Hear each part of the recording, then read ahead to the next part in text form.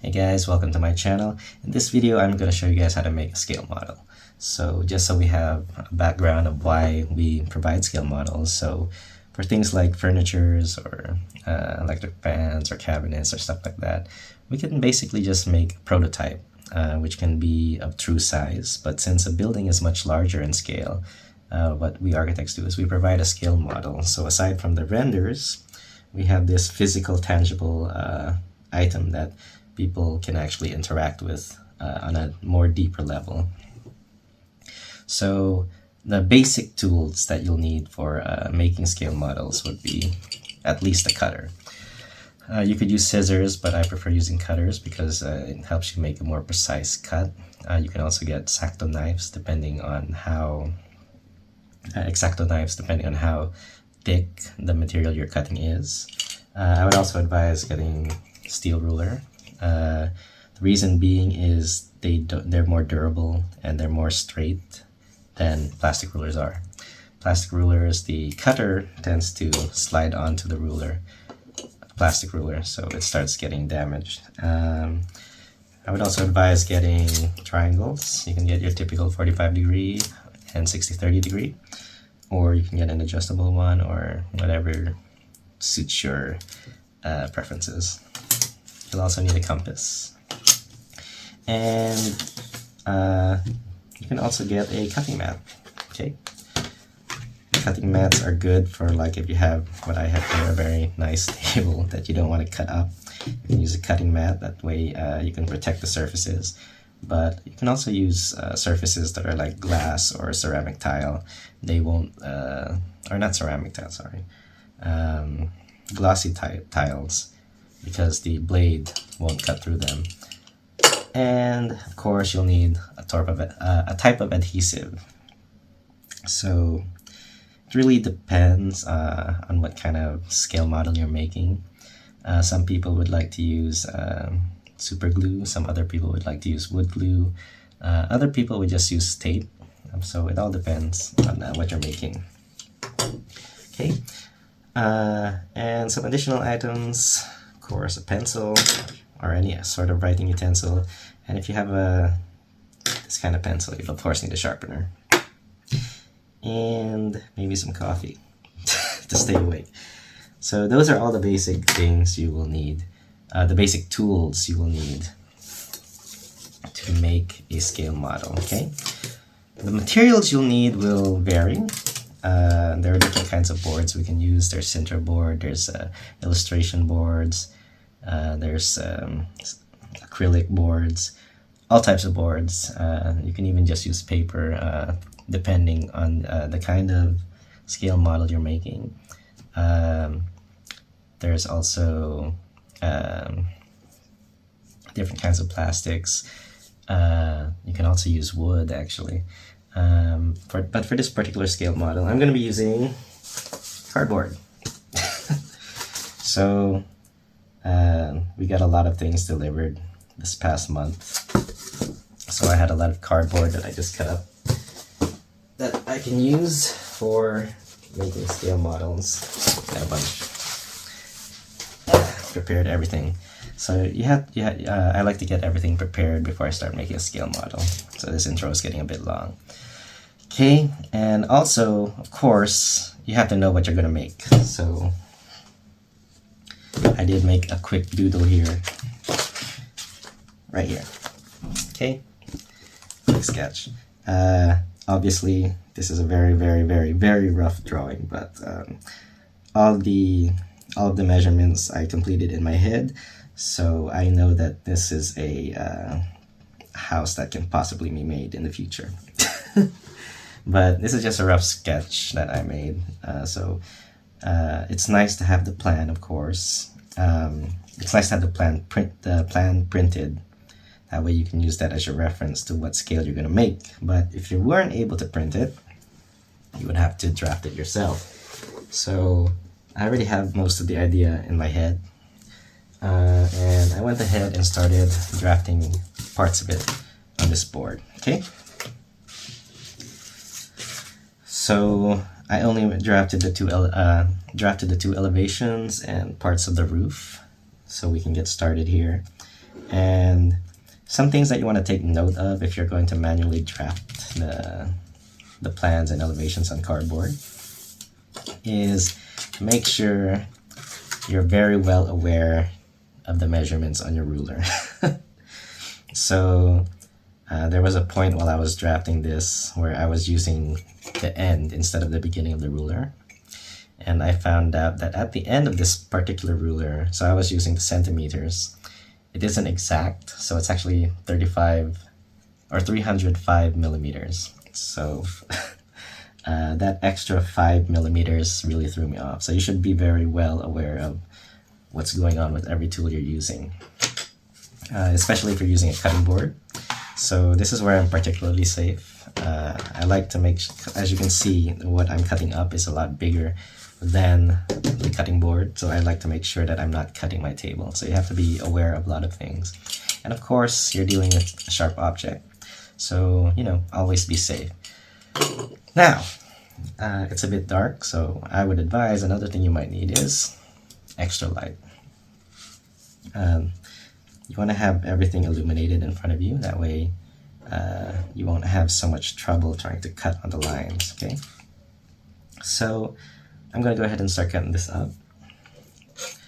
I like to try to use as much of my material as possible. So you can't really see it that well because of the pencil glare. But I probably used about 80 to 90% of this board. That way nothing goes to waste. And as much as possible, even though I have a bunch of extra boards, I still like to keep my materials in my material usage in check, so I don't want to waste materials. Besides, those materials can be used for other projects, blah blah blah, something like that. Okay, so I'm gonna go ahead and start cutting this up. Usually, I try to get the bigger items all isolated in one part. So we'll start here. So you can also see here a lot of talking. I made a lot of mistakes measuring because I didn't pay attention to my ruler. And what you could do, like I said, is you could actually print the plan and use that as your basis. You can just kind of paste it on top of your board and then cut that and then peel off the plan and then put it all together. Okay. Other things you have to take into consideration is the thickness of the board. Okay. So we do have like the corners. So depending on how you're going to connect those corners, you're either going to cut the board into a 45-degree angle, depending if it's like a 90-degree angle. That way, when the corners meet, it will still be the exact size. Or in this instance, I've taken into consideration the thickness of the board. That way, when I put these together, it will still be the actual scale of what I'm trying to accomplish. So I'll show you that a bit later. Now, yeah, I'm going to go ahead and start cutting this up. Okay. So what I try to do is I try to get the ruler just a bit under the line I'm going to cut. And we're going to use cutter, be very safe.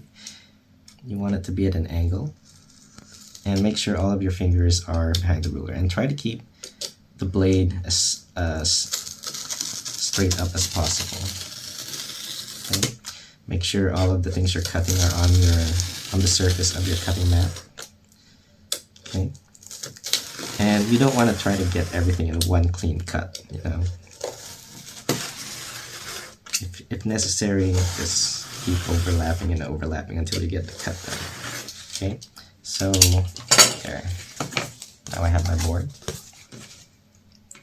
We're going to go ahead and start with this piece. So before I actually start connecting things together or gluing things together, I like to make sure that all of the parts are accounted for. That way, when I start putting it together, I won't be like in a rush to figure out what I missed and then drafting it later on, because when I cut this up, I can still use them as my reference sizes, which I'll show you a bit later as well.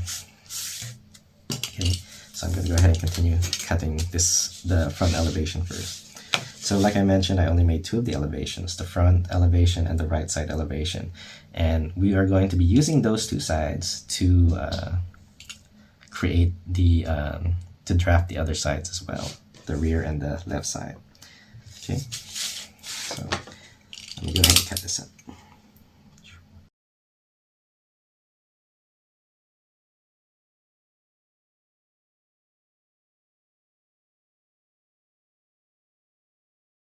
Okay, so we're almost done with these parts.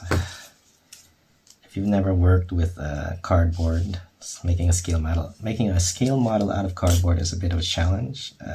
Should have mentioned that earlier, because cardboard is not it's not a solid piece. It's actually laminated corrugated boards. So we have the corrugated boards, very thin boards inside, and then it's laminated to give it that smooth cover.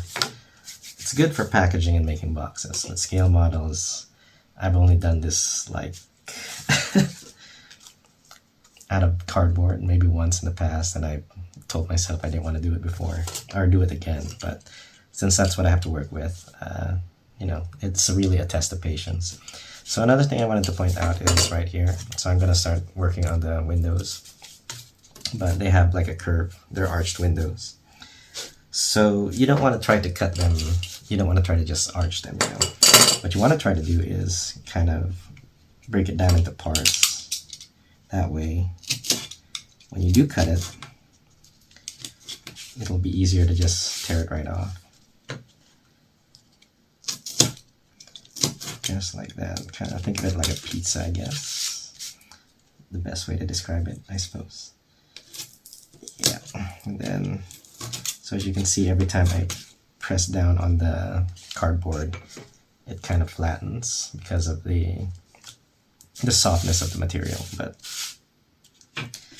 like I said, it's possible. It just really tests your patience. You just wanna, and if I had like just done it straight ahead, if I just cut the curve straight ahead, would have just tore everything. So we're just gonna do this. Okay, and remember, always be careful with your fingers. Just like that. Okay. So this is still going to be difficult nonetheless because of the material, but what you want to do is just try to pierce it as much as possible. Yeah. And in this instance, I'm just gonna hope for the best. And there. Challenging. Actually, I purposely designed it that way so you can see the challenge of that part, but it didn't come out so bad, I think. So we have here front elevation and the left side elevation. Okay, I purposely designed it that way. So as I mentioned, you have to kind of get the thickness of the board in order to make the corner true to size. So the way that this will overlap is right here, right on the edge. So considering the thickness of the board, you get the true size. You have to make sure to take that into account when you're creating your pieces for your scale model. So this is how it would overlap. Okay. As you can see, I tend to keep everything a bit organized. I keep all the garbage on one side, pieces, tools on one side, and then additional items here on this side. Okay, and now I also drafted up some parts for the roof. So let me go ahead and put these on the side for now. And let me cut these parts up first. Okay, so these two pieces are going to be for the roof. There's a part here where I got a bit impatient or a bit overconfident and my blade just started cutting its own path. So that can happen sometimes, which is why I advise you always be patient. It's a good thing I didn't cut into the actual parts. But patience is a virtue, is something you should practice. Patience. Okay, so we have two pieces for the roof. Another thing you should consider is what side you're going to use of the board. So for these faces, it doesn't particularly matter which side you use. But for example, for the roof, as I mentioned, in this case, I'm using a corrugated cardboard, right? So I want them to be kind of leaning downward instead of ridged like this way. So I want the corrugation to go downward. So I took that into consideration when I was drafting these pieces. Now, another thing we're going to put here, we're going to start drafting on these things. I'm going to put this centered right here. So as you can see, this is how the roof would go on top of the front elevation. You can see it kind of has a bit overhang on both sides.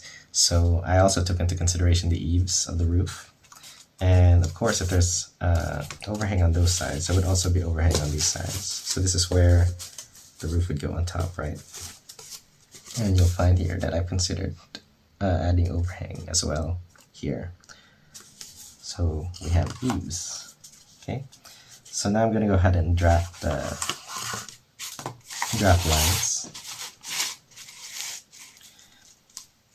And I'm gonna do that first by marking where. Okay, this is when I start using the smaller ruler so I can get more close up.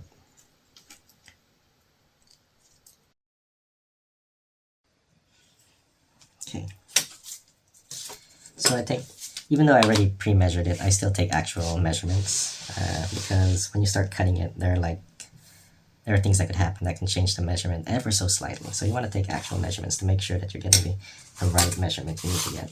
So I measured it at 1.5 centimeters. So once again, as I mentioned, take into consideration the measurements on your rulers. That way you don't make a mistake while measuring. So there's already an extra 0.5 millimeters here. So I'll take that into consideration, 1.5.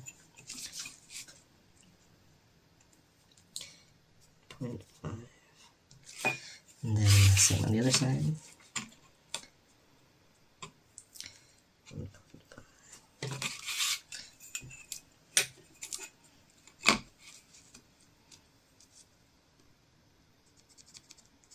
Okay, I'm gonna double check. 1.5, and 1.5. Okay. Next thing I'm gonna do is I'm gonna draw lines.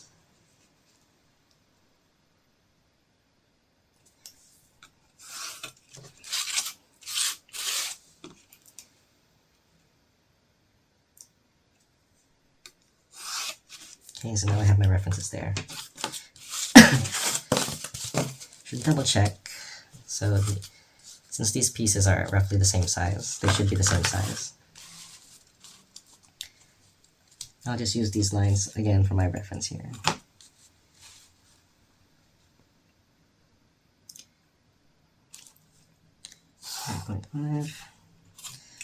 One more time on the other side.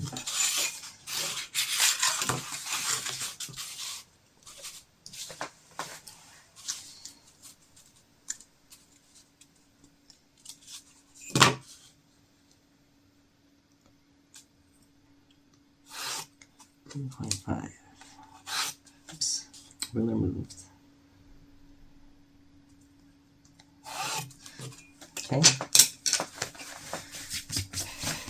So I don't know if I'm getting tired or what, but I accidentally let go of the ruler. So anyway, now that I got that, I'm going to do the same using this piece, and we're just going to overlap it like this.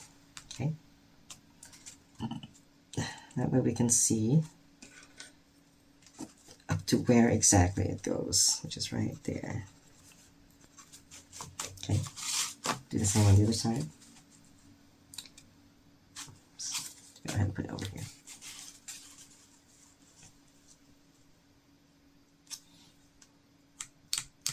So this is what I was saying earlier, is when you cut up certain pieces, you can use them as your reference points.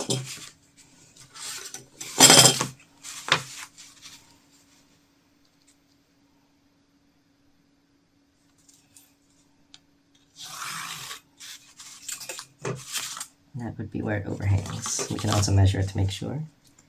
It's about 1.25 centimeters and 1.25 centimeters. So we can do the same on the other side. Just go ahead and measure it this time. 1.25 and 1.25. We'll make a line.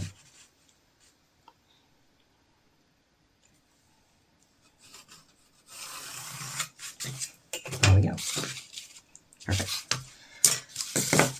So what was the purpose of all that? So we have to determine where the eaves are is because we have here on our structure two, I believe they're called dormers on the roof. So we need to make a reference here. We're going to take this, we're going to align it on our points. Okay, we're going to make markings.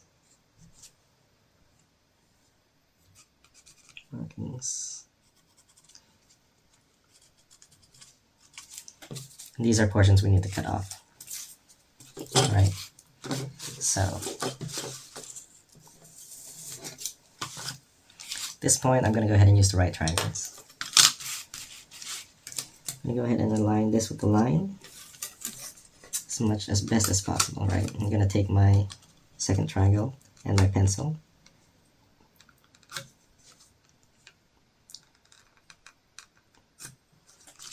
Okay, do that to the other side.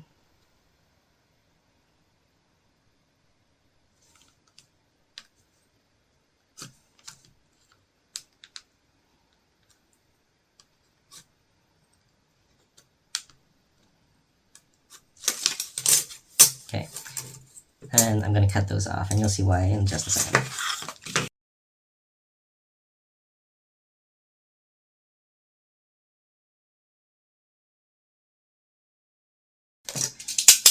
Okay, cut those off because we're going to go ahead and this is going to go right here. Bam. Okay. Okay. Now I just realized I made a mistake. Can you figure out what my mistake is? Okay, I'll go ahead and tell you. I didn't take into consideration the thickness of the cardboard while measuring that. So now, I'm going to show you guys.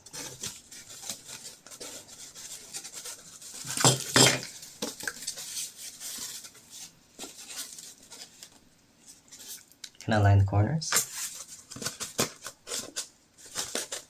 Put it on. I didn't take into consideration the thickness of the cardboard, okay? So it fits right there, but you can see here, this is supposed to be aligned right at the apex of the roof. I'm an idiot. So now I have to do a little bit of adjustment, and this is the stressful part because it's very narrow. Alright, so let me go ahead and fix that. One moment, guys.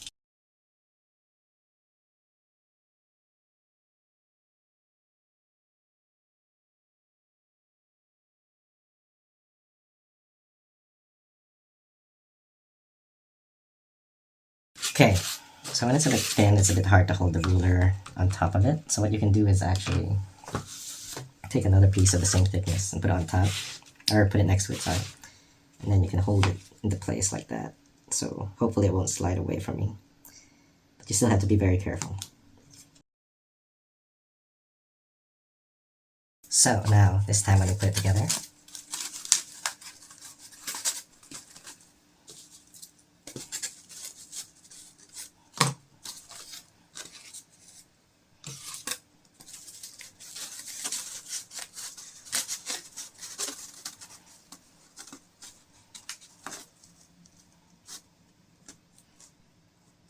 bam. So it's more touching the corner, more or less. So always take into consideration the thickness of the board you're using. Even if it's really thin, it really does make a lot of difference. But anyway, so I've made the adjustment there. So now, what's missing is, there's a few more things missing, right? So I made two parts here. This one is for the patio. So it's gonna go right here in the front, with this right here, just like that, okay? And then this is the patio. It's gonna be right here in the front.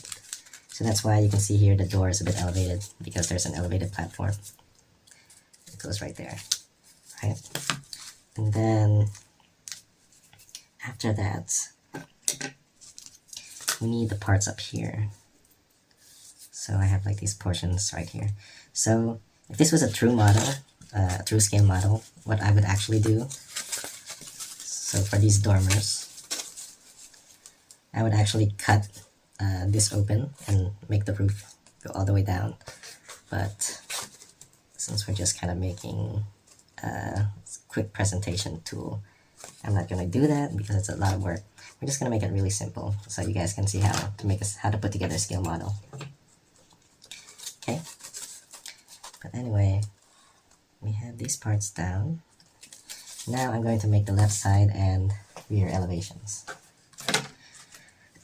So we're going to go ahead and draft those using these parts. So this is only possible because the whole building is actually very simple. But if you have like, if this side is lower, if your left side is lower than the right side is, you won't be able to just mimic both sides. And I'm not going to go put the windows on the front and back either. I'm just going to keep it simple. So I'm going to go ahead and get a board, right? Yeah. And for the scraps, I'm going to go ahead and place them on top of here. That way we can clear the space a bit. Right, on the side. Okay, so now that we have that done, just gonna make it real simple, guys. Real simple.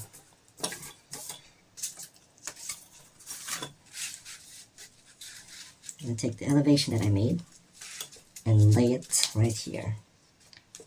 Okay. And then I'll take one of my right triangles. Just lay it right against there. Okay, make sure it's good. Right.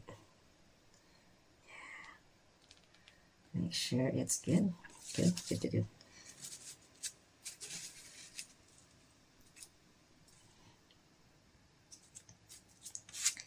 Okay, and then I'll go ahead and mark that.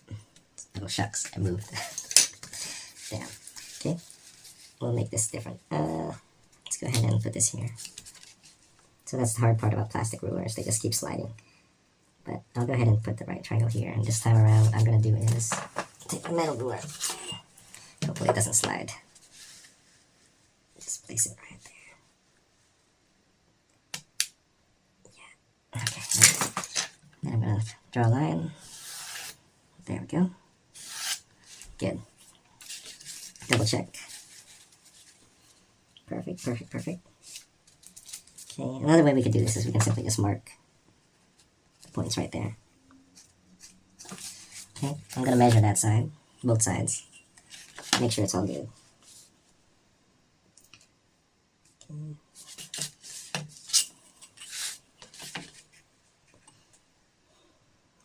Good. One more time to double check.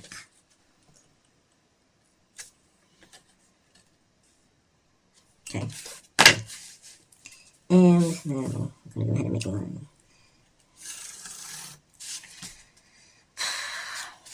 Okay. Just gonna mark the center here. It's right there. And you know what? Let's go ahead and make doors here.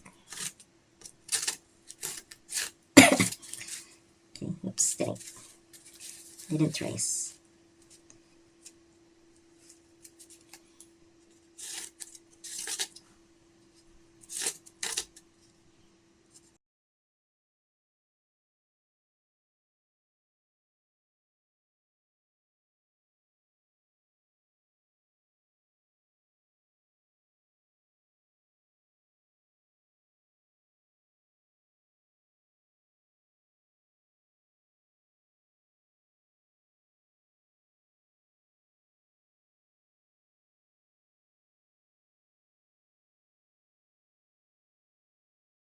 Okay, so I'm done drafting these parts. We're gonna start cutting them up.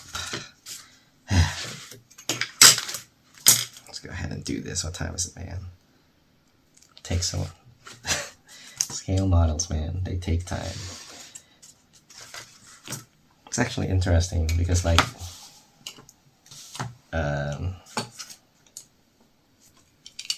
now you can like make 3D models, right? But still not exactly the same because it's made of filament. So it's not as smooth, but so there's still work to be put. But nonetheless,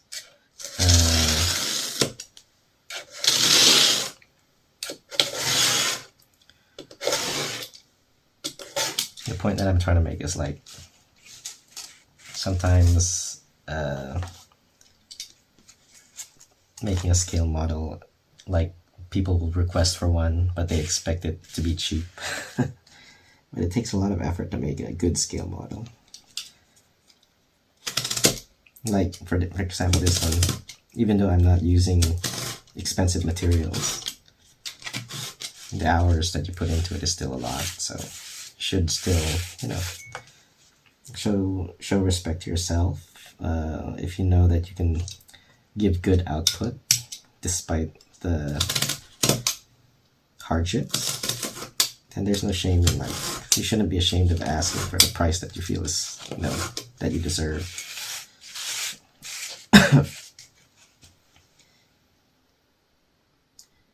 Let me go ahead and finish cutting these pieces up.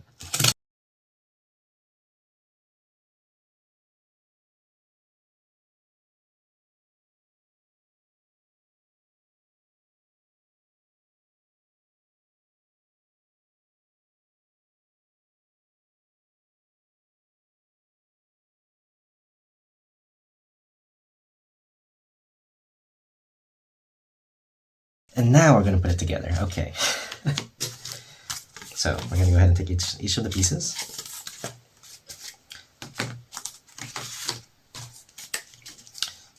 Okay. So this is a very basic scale model. What we're going to do is we're going to get some glue. Okay. Make sure to take off the residue on that. And you don't want to put a lot of glue. You just want to put enough that it sticks. So you can take it kind of like a brush and just kind of lightly lather the edges. Just lightly, ever so lightly. Just like that. Okay, the reason you don't want to put too much glue is because if you put too much glue, it takes forever to dry. And the longer it takes to dry, the longer you have to wait. What you want to do is you kind of put it here and you want to smudge it so that it kind of gets on the surface. And then stick the pieces together. Okay.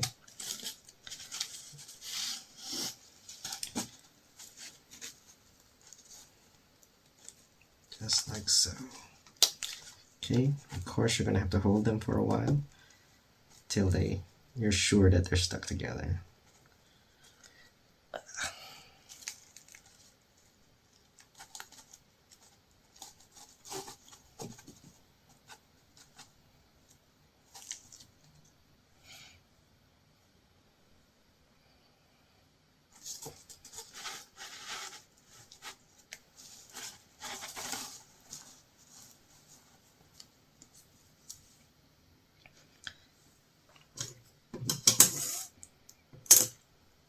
It's usually during this part that I'm the most edgy because this is kind of the point where you want to submit it already. You want to get it over with. But just like every other aspect of making a scale model, you need patience. So I'm not sure if it's completely dry. I don't like moving it a lot while I'm waiting for it to dry, but kind of, we gotta get this going, you know. So you want to do the same thing on the other side. Go ahead and put light, just ever so light amount. There we go. Just like that. You're going to do the same thing. You're going to try to smudge it first. Okay. Just rub it on the surface.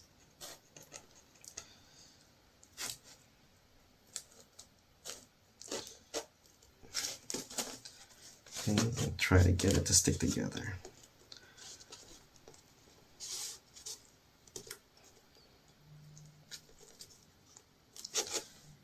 just like so. Okay.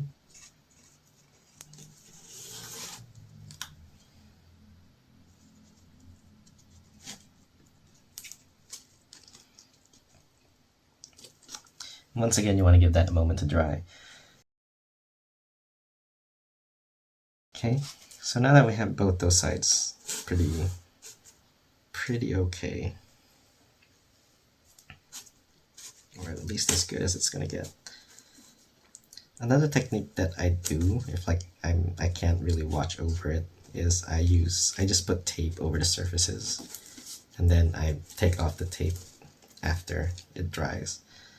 But that's for like stronger material such as Masterboard or Berkeley board products. For this kind of, for cardboard, I wouldn't advise that. Okay, so now we'll take the last part. We'll do the same thing. Since we've already got two sides up, we can go ahead and put glue. So just light amount, light, not too much. Same on the other side, light. It's like a slight brush movement. You can see also that the glue is getting absorbed by the cardboard, but there's nothing we can do about that. It's just how it is. And then we're going to go ahead and smudge that as well. Smudge it on the surface. And then hopefully this won't fall apart. But I have a bad feeling. Okay.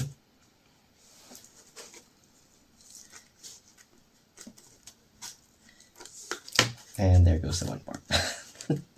Damn it.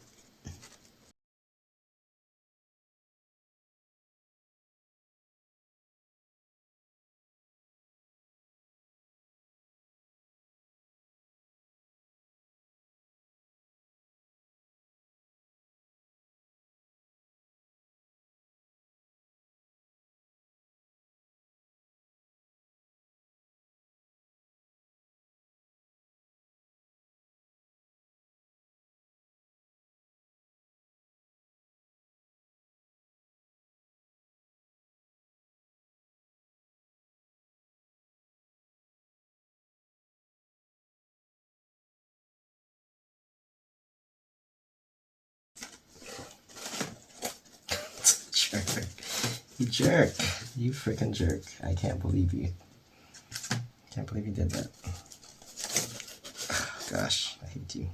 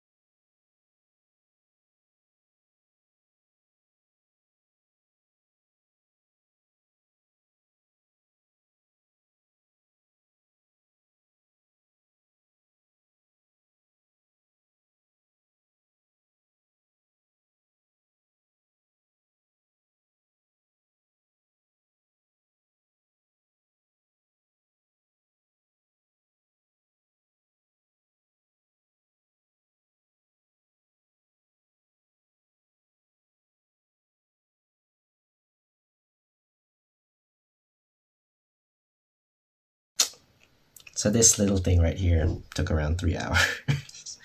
3 hours of patience.